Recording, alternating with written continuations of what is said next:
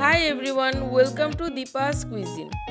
আজকে আমি আপনাদের সঙ্গে শেয়ার করছি পমফ্রেট মাছের ঝাল। চলুন শুরু করি আজকের রেসিপি। পমফ্রেট মাছের ঝাল বানানোর জন্য এখানে আমি দুটি মিডিয়াম সাইজের মাছ নিয়েছি। মাছটাকে আমি মিডল থেকে একটু চির করে দিয়েছি যেন মশলাটা ভালোভাবে ঢুকে যায়। এবার মাছটাকে আমি নুন হলুদ দিয়ে ভালোভাবে মেখে নেব। মাছটাকে মেখে নেওয়ার পর মাছটাকে ভালো করে ভেজে নিতে হবে। তার জন্য একটি কড়াইয়ে আমি দিয়ে দিলাম কুকিং অয়েল। তেলটাকে একটু ভালো করে গরম করে নিয়ে তাতে আমি মাছগুলো দিয়ে দিলাম। মাছটাকে একটু ভালো করে ভেজে নিতে হবে। এক পাশ হয়ে গেলে এবার আমি মাছগুলোকে উল্টে দিচ্ছি।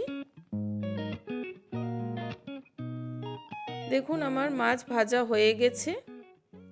এবার আমি পেঁয়াজ, কাঁচা লঙ্কা আর আদার একটা পেস্ট বানিয়ে নিয়েছি। এখানে আমি একটা মিডিয়াম সাইজের পেঁয়াজ নিয়েছি আর 4টে কাঁচা লঙ্কা আর 1 কোয়া আদা দিয়ে আমি পেস্টটা বানিয়েছি। এখন মাছ ভেজে রাখা সেই তেলে আমি দিয়ে দিচ্ছি ফোড়নে আমি দিয়ে দিচ্ছি এলাচ আর দারচিনি। এলাচ আর দারচিনিটাকে একটু সময় ভেজে নিচ্ছি।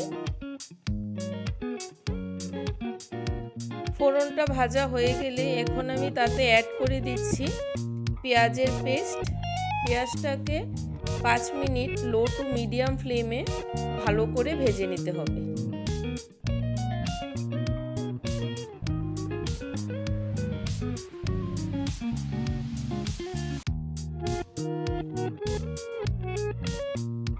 পেঁয়াজটা ভাজা হয়ে গেছে। এখন আমি তাতে অ্যাড করে দিচ্ছি 1 টিস্পুন হলুদ গুঁড়ো, 1 টিস্পুন লাল লঙ্কা গুঁড়ো, 1 টিস্পুন ধনিয়া গুঁড়ো আর দিয়ে দিচ্ছি 1 টিস্পুন জিরে গুঁড়ো। এবার তাতে আমি অ্যাড করে দিচ্ছি অল্প জল যাতে মশলাটা পুড়ে না যায়। এখন এই গুঁড়ো মশলাটাকে একটু ভালো করে ভেজে নিতে হবে।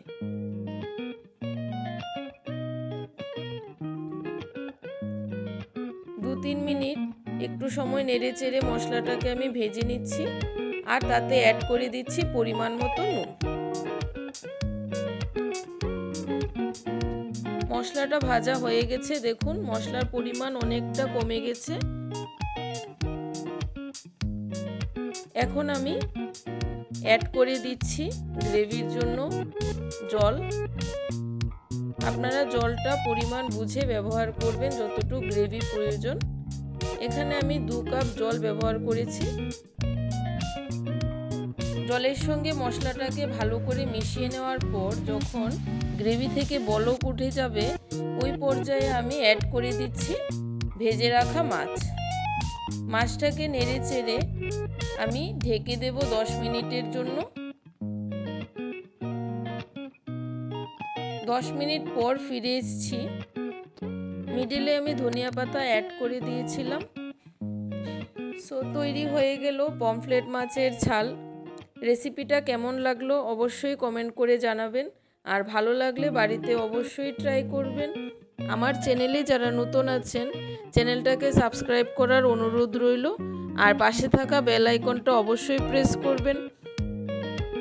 আজকের মতো এই পর্যন্তই। ধন্যবাদ।